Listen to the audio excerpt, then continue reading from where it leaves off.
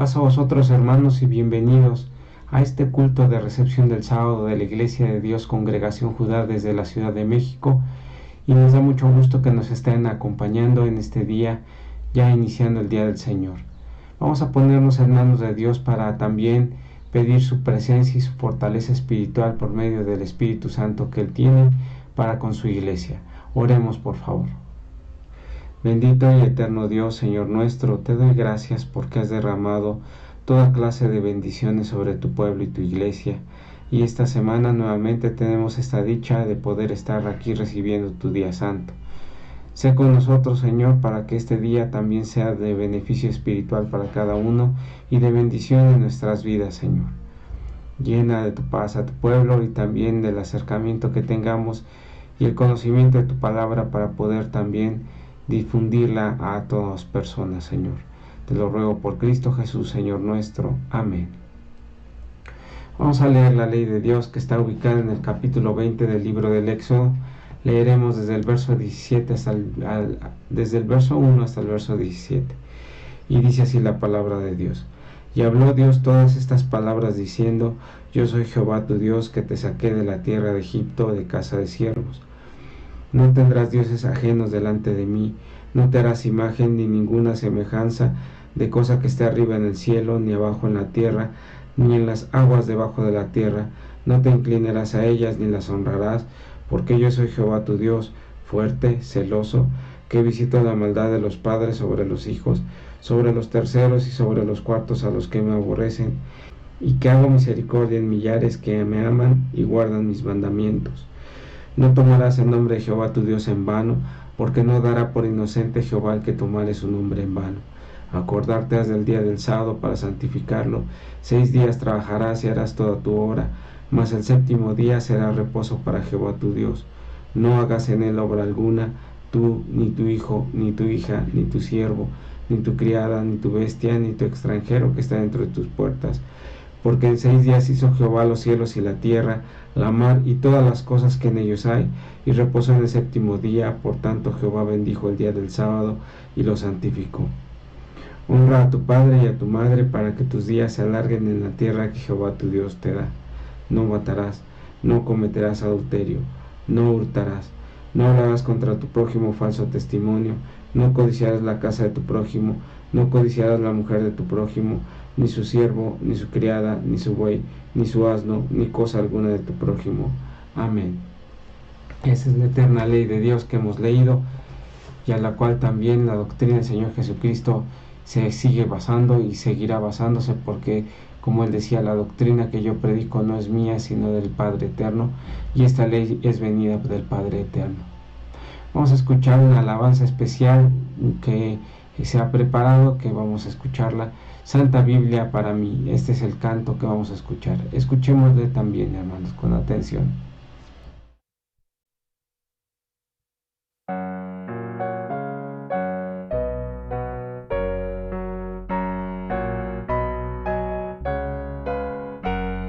Santa Biblia para mí, eres un tesoro aquí. Tú contienes con verdad la divina voluntad. Tú me dices lo que soy, de quién viene y a quién voy. Tú reprendes mi duda, tú me exhortas sin cesar. Eres faro que a mi pie va guiando por la fe a las fuentes del amor del bendito Salvador.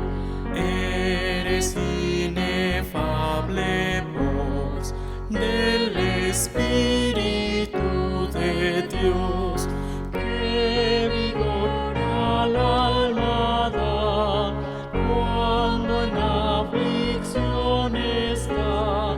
Tú me enseñas a triunfar de la muerte y el pecado.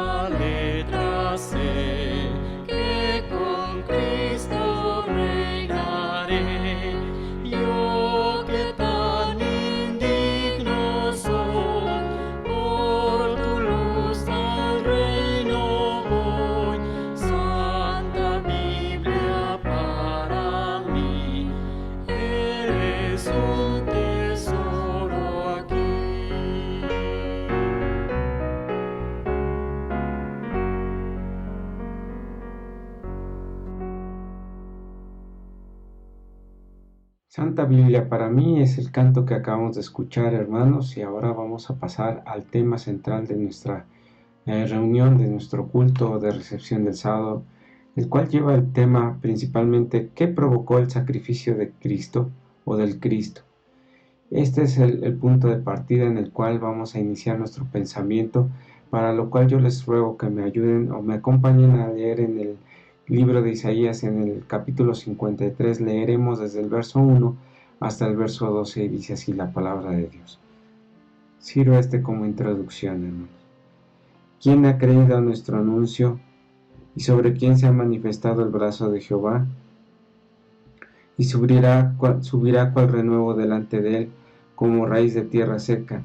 No hay parecer en él ni hermosura, verlo hemos más inatractivo para que le deseemos. Despreciado y desechado entre los hombres, varón de dolores, experimentado en quebranto, y como que escondimos de él el rostro, fue menospreciado y no le estimamos. Ciertamente llevó nuestras enfermedades y sufrió nuestros dolores, y nosotros le tuvimos por azotado, por herido de Dios y abatido. Mas el herido fue por nuestras rebeliones, molido por nuestros pecados, el castigo de nuestra paz sobre él, y por su llaga fuimos nosotros curados. Todos nosotros nos descarriamos como ovejas, cada cual se apartó por su camino, mas Jehová cargó en él el pecado de todos nosotros. Angustiado él, afligido, no abrió su boca. Como cordero fue llevado al matadero, y como oveja delante de sus trasquiladores, enmudeció y no abrió su boca. De la cárcel y del juicio fue quitado, y su generación, ¿quién la contará? Porque cortado fue de la tierra de los vivientes, por la rebelión de mi pueblo fue herido. Y dispúsose con los impíos su sepultura, mas con los ricos fue en su muerte, porque nunca hizo maldad, ni hubo engaño en su boca. Con todo esto Jehová quiso quebrantarlo, sujetándole a padecimiento. Cuando hubiere puesto su vida en expiación por el pecado, verá linaje, vivirá por largos días, y la voluntad de Jehová será en su mano prosperada. El trabajo de su alma verá y será saciado. Con su conocimiento justificará a su siervo justo a muchos. Él llevará las iniquidades de ellos, y por tanto yo dejaré parte con los grandes, y con los fuertes repartirá despojos. Por cuanto derramó su vida hasta la muerte, y fue contado con los perversos, habiendo él llevado el pecado de muchos, y orado por los transgresores. Este es el relato de la vida del Señor Jesucristo y de su sacrificio, dicha desde el profeta Isaías hasta el tiempo que se cumplió a su primer venida. Y este es el punto de partida de nuestro estudio y análisis, porque evidentemente, ¿qué provocó este sacrificio?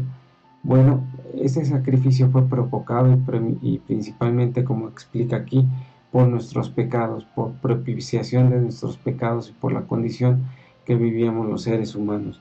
Sin embargo, la muerte y resurrección del Señor Jesucristo no se pueden entender como elementos ajenos uno del otro, porque hay ocasiones que la gente piensa más sobre el sacrificio de Cristo Jesús, pero no piensa sobre su resurrección, y en realidad está ligado una con la otra por la importancia que tiene. Evidentemente el sacrificio, como dice aquí, recibimos expiación de los pecados por su sacrificio, y por su llaga fuimos nosotros curados.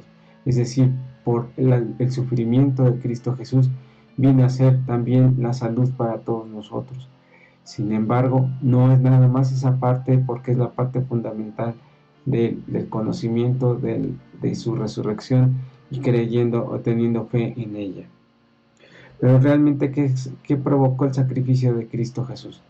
Vamos a tratar de entender un poquito más del contexto histórico de qué fue lo que provocó el sacrificio o la muerte del Señor Jesucristo, y cómo esto se liga a esta doctrina de la muerte y resurrección del Maestro, y cómo es de que es tan importante para la doctrina y para la enseñanza del pueblo de hoy, como el pueblo de la antigüedad también lo fue en la iglesia primitiva, esta lucha que tuvieron en contra de aquellos que querían destruirla.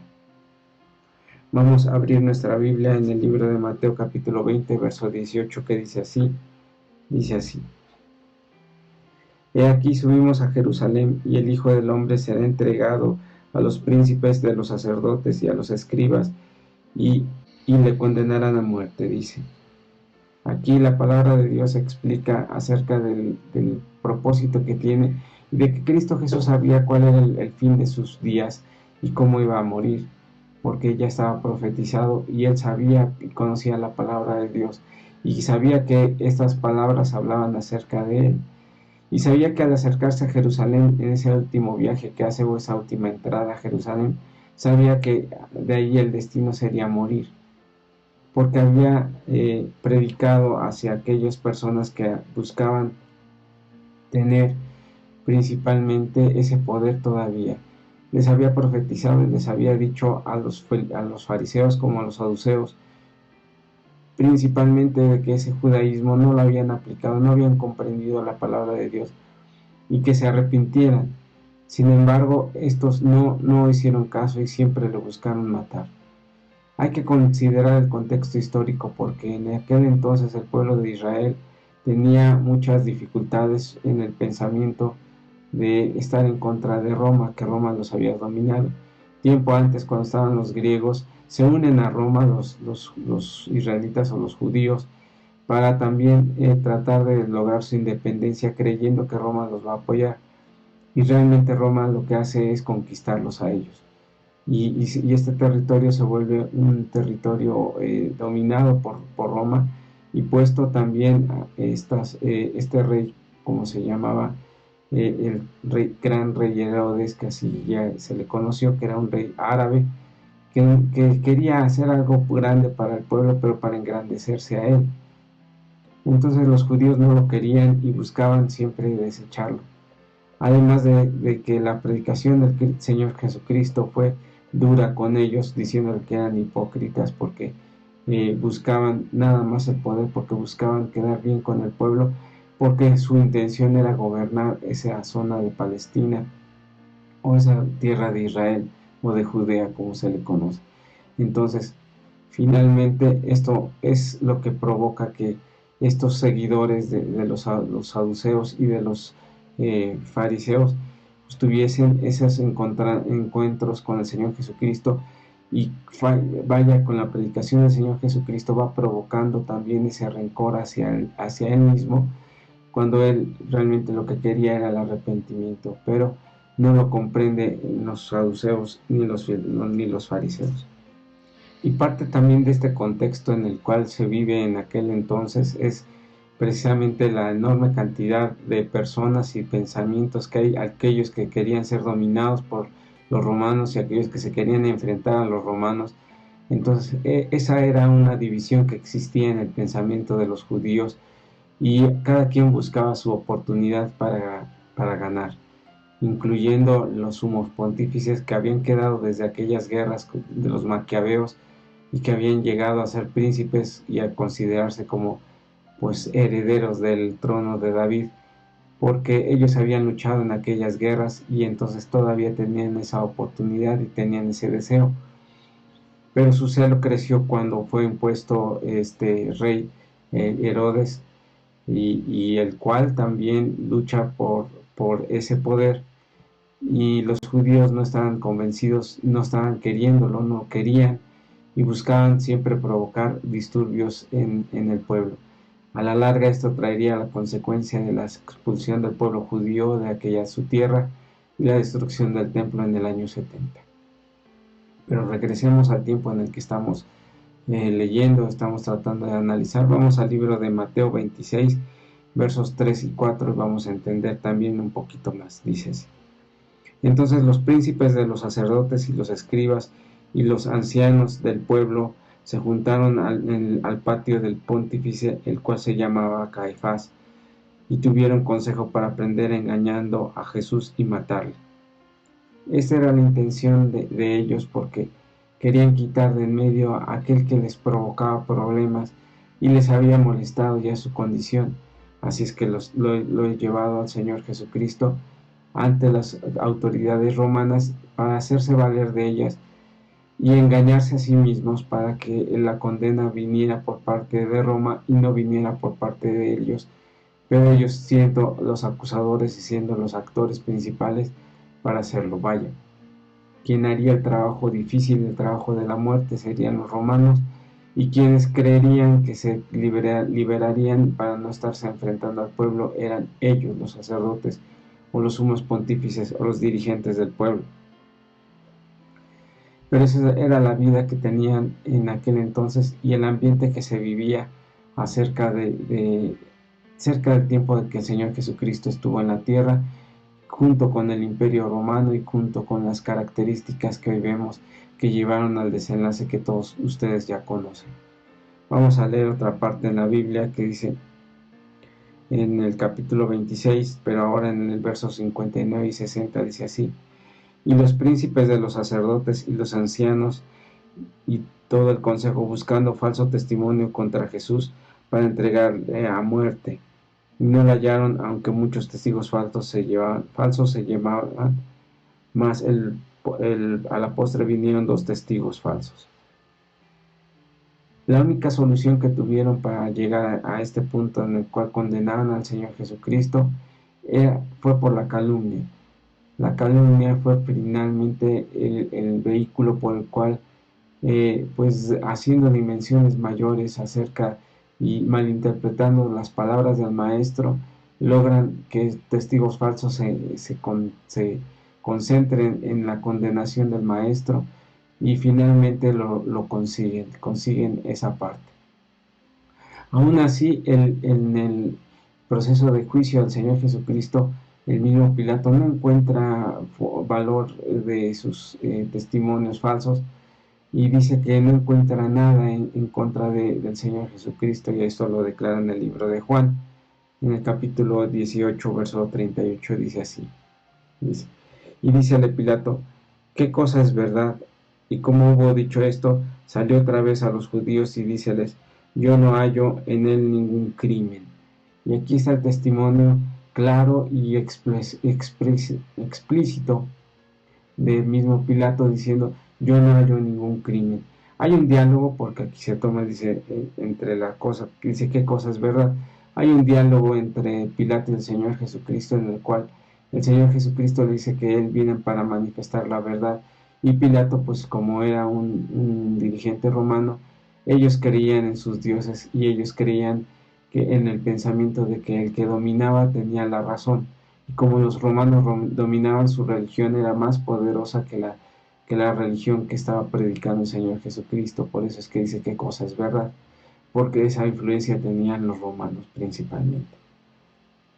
Bueno, pues este sería el contexto en el cual se vive este crimen en contra del Señor Jesucristo, y aun cuando ya sabíamos cuál había de ser profetizada su condición y su condena, en realidad aquí lo que estamos tratando de ver es un factor más humano y más acercado a la historia en cuanto a la evidencia bíblica del sacrificio y lo que provocó finalmente la muerte del Señor Jesucristo. Ahora bien, vamos aquí a tener que el Señor Jesucristo va a tener esa palabra fiel y profética en la cual aseguraba que al tercer día resucitaría. Y este va a ser otro factor importante porque, como les decía a ustedes, la unión entre la muerte y el sacrificio del Señor Jesucristo y la importancia de su resurrección van a ser trascendentales dentro de la palabra de Dios. Vamos a leer también en el libro de Mateo, en el capítulo 27, el verso 30 y 31, y luego hasta el 36 vamos a leer. Haremos una breve pausa para explicar, dice así. Y escupiendo en él, tomaron la caña y le herían en la cabeza, y después que hubieron escarnecido, le desnudaron el manto y le vistieron de sus vestidos y le llevaron para crucificarle. Luego el verso 32 dice, y saliendo hallaron a un cirineo llamado Simón, y cargaron para que llevase la cruz. Y como llevaron al lugar que se llamaba el Gólgota, que dicho es lugar de la calavera, le dieron de beber vinagre mezclado con hiel, y gustando no quiso beberlo. Y después que hubieron crucificado, repartieron sus vestidos, echando suertes para que se cumpliese lo que es dicho por el profeta. Y se repartieron mis vestidos, y sobre mi ropa echaron suertes, y sentados guardaban ahí. Aquí lo que vemos es obviamente la descripción de los golpes que lleva el Señor Jesucristo. A veces ponemos más atención en el tema cuando le es puesta la corona de espinas, porque bueno, pues así la imagen que representa la Iglesia Católica principalmente es de que esa corona de espinas derrama sangre, pero en realidad aquí se notan los golpes que hay. Dice, con una caña le golpearon la cabeza y lo maltrataron y lo desvistieron también, humillaron, lo escupieron. Y lo que sucede es de que los romanos no tenían interés ni respeto sobre nada. Roma era una máquina de muerte y de asesinatos. Y entonces los soldados estaban acostumbrados a eso, a ser bruscos, a ser brutos realmente en el trato con sobre todo con los condenados a muerte, porque tenían que hacerse valer su respeto y al respeto hacia Roma y también la corrupción que existía entre ellos, que veremos más adelante. Sin embargo, pues es llegado el Señor Jesucristo y esa idea que existe acerca de que Cristo Jesús cargó la cruz, en realidad el Señor Jesucristo no carga la cruz, sino que en realidad quien le ayuda es Simón Cirineo para llevarla. Entonces se entiende que Simón es el que carga la cruz, que va a llevar la condena para, bueno, el instrumento de muerte para el Señor Jesucristo. Y este es parte del contexto en el cual podemos tener la oportunidad de fijarnos más en este pensamiento acerca de la muerte de Cristo Jesús. Como veíamos entonces, aquí el pueblo romano no tenía interés de hacer justicia, aunque como se declara Pilato no encuentra una condición de muerte para el Señor Jesucristo, y entonces en realidad accede finalmente a las peticiones de este pueblo porque le convenía más ser como un político que daba la satisfacción a la mayoría para que esa revolución no se levantara más ese pueblo en contra de Roma y mantenerlos contentos. Ese es el factor que le sirve a Pilato y finalmente así lo decide y conforme a esto pues toma esa decisión y condena al maestro, aun cuando él se lava las manos y dice, la sangre de este inocente no sea sobre mí, y aquí yo me lavo las manos. Bueno, no lo dice, en realidad es el acto, y así se interpreta, quitando cualquier responsabilidad de él y dejándola solamente sobre el pueblo de Israel. Aunque en realidad Roma se colude en cuanto a la ejecución y en cuanto también a permitir un asesinato o un castigo o una condena que no tenía la justificación suficiente ni el juicio era lo suficientemente válido. Vamos a leer otra parte en la Biblia que está en Juan capítulo 11 verso 49 al 52 que dice así: y Caifás, uno de ellos, sumo pontífice de aquel año, le dijo: vosotros no sabéis nada, no penséis que nos conviene que un hombre muera por el pueblo y que no toda la nación se pierda.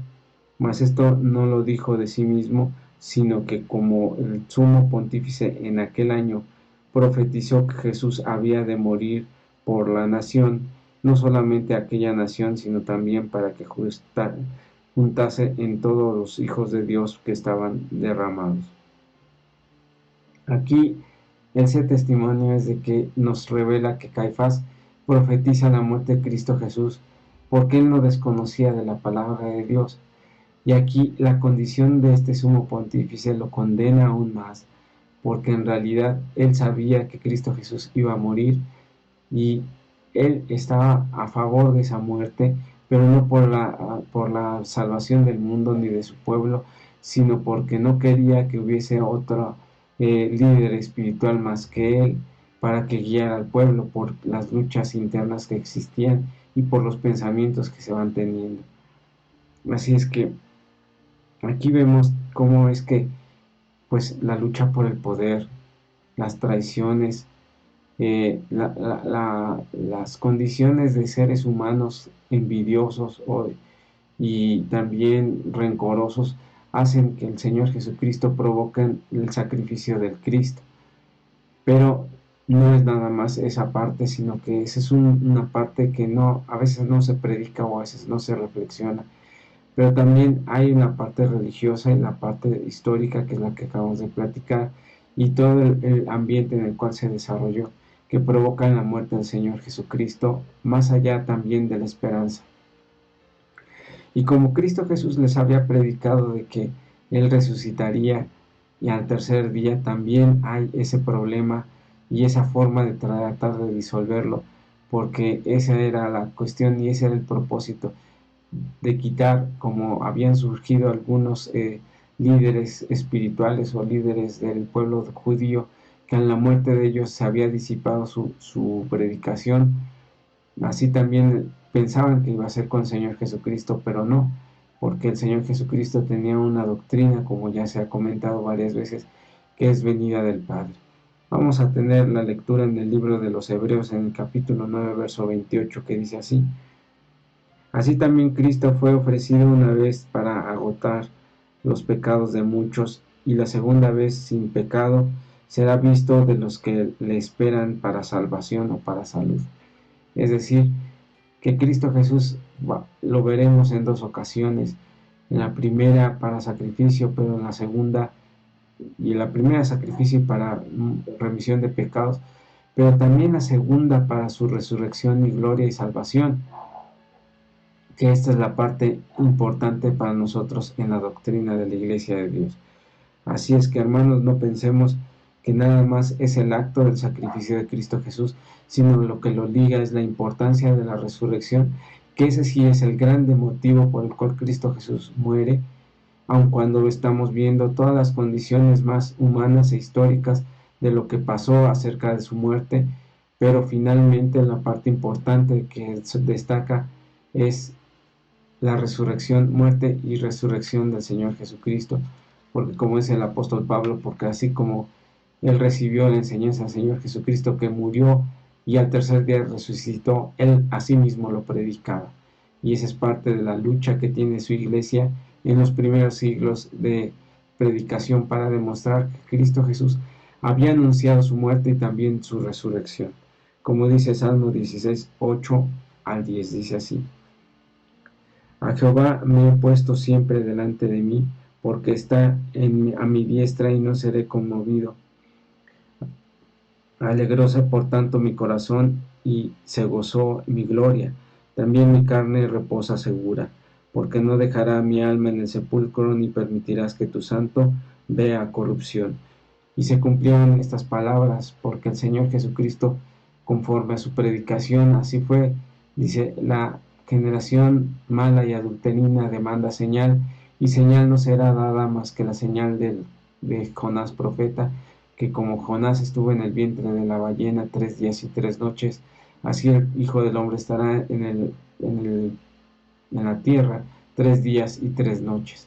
Así es que el Señor Jesucristo cumplía, y el poder de Dios hacía que también Cristo Jesús resucitara de entre los muertos.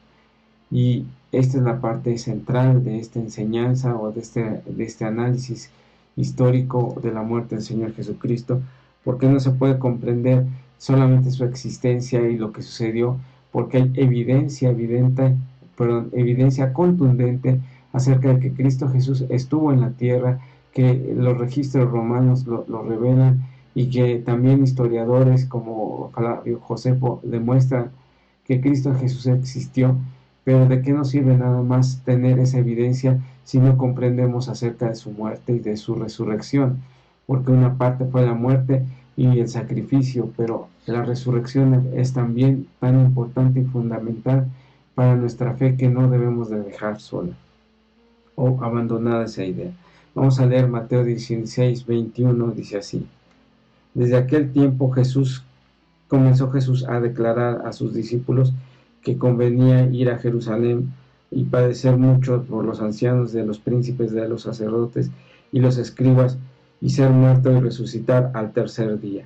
Es decir, daba a conocer el Señor Jesucristo lo que acabo de decir, que Cristo Jesús predicó su muerte, pero también predicó lo más importante acerca de su resurrección, porque la muerte limpia los pecados, pero la resurrección nos da esperanza y nos da fe, porque su predicación fue precisamente del Maestro, dar esperanza a aquellos que no teníamos esperanza, pero no nada más esperanza en esta vida, sino la esperanza de la vida eterna.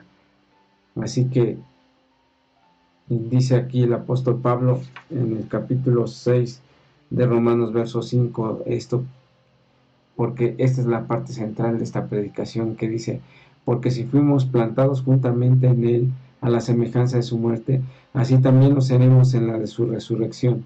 Es decir, que si somos muertos igual que él, también en la esperanza que tenemos cuando Cristo Jesús venga, también resucitaremos para vida eterna, como es la esperanza que tenemos y la grande esperanza que existe para. Sin embargo, esta lucha del maestro o de la doctrina para prevalecer acerca de su resurrección no fue algo que se pasara por ignorancia, sino que fue también Satanás influyendo a aquellos príncipes que por odio querían, como ya lo expliqué, pues desaparecer esta secta que estaban haciendo, que eran los seguidores de Cristo Jesús. Y cuando Cristo Jesús resucita, entonces hay la oportunidad también de meter una idea en la cual ellos pagan para tenerlo y se coluden con los soldados romanos que eran corruptos finalmente.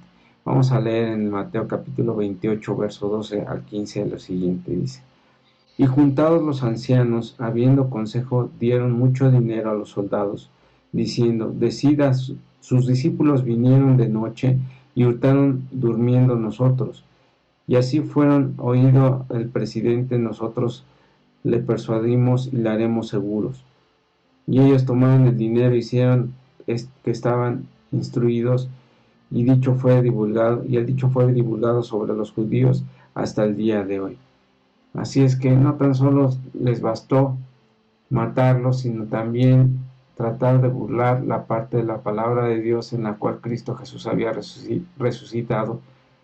Y como dice aquí, le dan dinero y cohecho a los soldados para que den la noticia de que los discípulos fueron allí a robar el cuerpo de Cristo Jesús y que no había resucitado, cuando en realidad la roca pues no la podían mover ellos, porque además de haber soldados, pues había también, una enorme piedra y roca. Y ellos mismos habían pedido a los dominios romanos, al gobierno romano, para que cuidasen y que no sucediera eso. Ahora, ¿cómo piensan ustedes que un civil, como los discípulos de Cristo Jesús, iba a ponerse con un soldado romano que estaba entrenado en fuerza y en la milicia para poderlos defender? Pero aún así la calumnia continuó para decir que Cristo Jesús no había resucitado. Y esta es la parte importante, creo yo, en cuanto al testimonio de la muerte de Cristo Jesús, que es la resurrección. Porque como dicen, hasta el día de hoy lo siguen negando. Y hasta el día de hoy la gente o bien no cree en la resurrección de Cristo Jesús, o bien inventa cosas que no sucedieron ni están explicadas.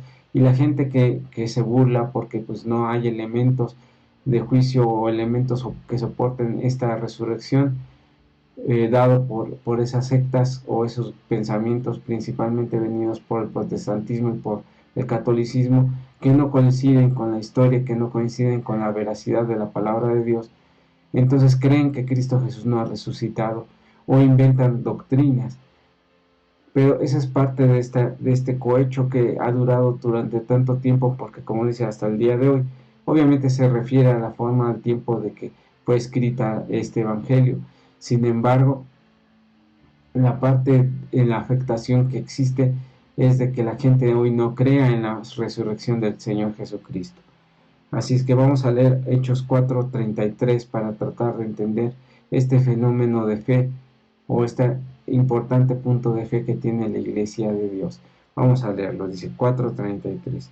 Y los apóstoles daban testimonio de la resurrección de Jesús con gran esfuerzo, con gracia, y gran gracia era entre todos ellos.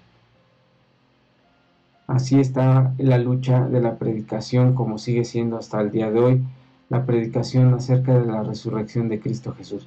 No nada más el sacrificio, sino también la importante resurrección del Maestro, porque esta fe que nosotros tenemos está fincada en esa esperanza y en el acto que el Señor Jesucristo logra regresar de la muerte hacia la vida para una vida eterna. Y como dice el apóstol Pablo, porque si no fuese por esa fe, vana es nuestra esperanza. Vamos a leerlo, dice: Y en primera carta a los Corintios, capítulo 15, verso 14, dice así: y si Cristo no resucitó, vana entonces nuestra predicación, vana también vuestra fe. Porque si Cristo no resucita de los muertos, entonces de nada se hubiera cumplido y su predicación hubiera sido falsa, y su predicación no tendría sentido y se hubiera acabado y extinto, como lo sucedió en muchos predicadores que hubo en el tiempo del Señor Jesús y antes que Él, y todavía después de Él. Pero Cristo Jesús, conforme a su predicación, muere y resucita al tercer día, y la gente trata de no creer en esa lucha que Él tiene. Nuestra pregunta es: ¿qué provocó el sacrificio de Cristo? Lo provocó la esperanza que tenía, lo provocó también muchas condiciones humanas, y lo provocaron finalmente nuestros pecados y el amor que Él tuvo hacia nosotros por ese sacrificio que tuvo. Pero no bastó ahí, sino que también tenía que resucitar para que nos diera esperanza y para que esa esperanza se volviera en su pueblo, como cada año lo recordamos, diciéndonos que este sacrificio no quede en vano y que lo recordemos año con año en su muerte. Que Dios les bendiga y paz a vosotros.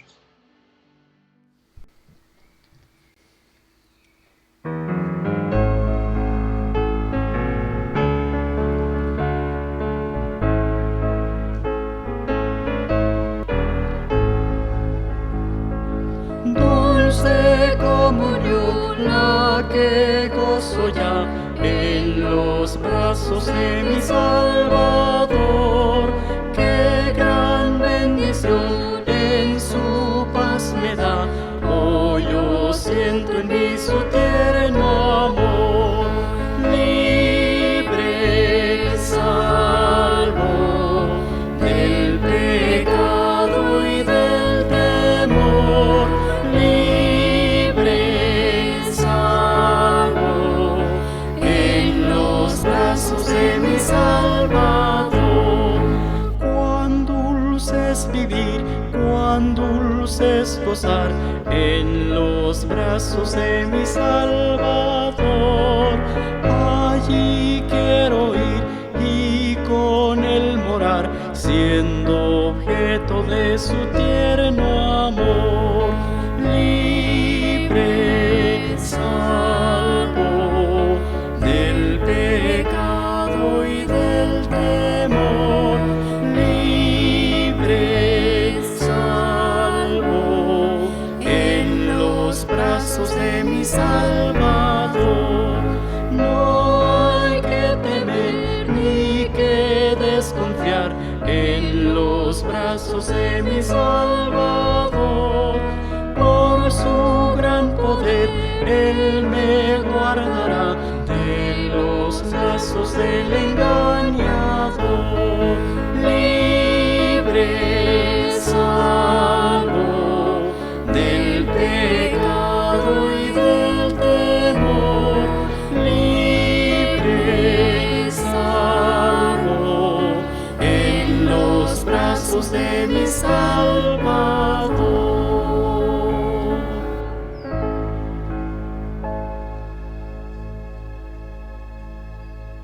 Gracias a Dios por este canto que dice: dulce comunión, la que gozo ya, dice así está la letra de este canto. Bueno, gracias a Dios porque hemos tenido la oportunidad de escuchar la palabra de Dios y también reflexionar en ella. Vamos a ponernos en manos de Dios para concluir el culto y después tendremos avisos y noticias, hermanos. Vamos a orar, por favor. Bendito y eterno Dios, te damos muchas gracias porque has sido con tu pueblo y con tu iglesia, y porque has bendecido en todo momento a las necesidades espirituales, físicas y materiales que tiene este pueblo. Llénanos, Señor, de esa fortaleza espiritual que solamente tu Espíritu Santo lo puede dotar, y llena a tu iglesia también de más fe y de más esperanza, te lo ruego. Por Cristo Jesús, Señor nuestro. Amén. Gracias a Dios por este culto. Las noticias y anuncios son los siguientes, hermanos. El culto de bautismos es el próximo sábado 26 de marzo y ya estamos preparados para ir a aquel lugar, como ya se ha venido planeando. Les ruego a los hermanos que van a ir en autobús lleguen temprano para que pues el camino sea menos largo y con menos complicación. Así es que vamos a ser puntuales, les pido, hermanos. Este día, los que no pueden alcanzarnos por allá, podrán tener el culto pregrabado que ya se tiene listo para ese día. Así es que, hermanos, yo les ruego que no dejen de ver nuestra transmisión y el culto especialmente en ese día. Si es posible, haremos un pequeño resumen del culto y cómo se vivieron los bautismos, para que usted sea parte también de esta hermosa experiencia de la palabra de Dios y este evento tan importante como son los bautismos.